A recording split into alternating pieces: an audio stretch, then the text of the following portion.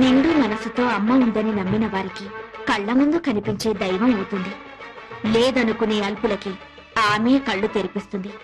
నైవేద్యాన్ని ఆ అమ్మనే పిలిచి తినిపించాడు ఓ చిన్న పూజారి. ఓం శ్రీ కనకదుర్గా దేవి దత్తాత్రేయ, నేను ట్రస్టీ గారితో మాట్లాడొస్తాను. త్వరగా నైవేద్యం పెట్టేసి మేయర్ గారింటికి ప్రసాదం పట్టుకెళ్ళాలి. నేను వేద పాఠశాలకు వెళ్ళాలి, తొందరగా రండి. అవన్నీ తర్వాత, అమ్మవారికి నైవేద్యం పెట్టాకే వెళ్ళు. నేను ట్రస్టీ గారితో ప్లేట్ల కలెక్షన్ గురించి మాట్లాడి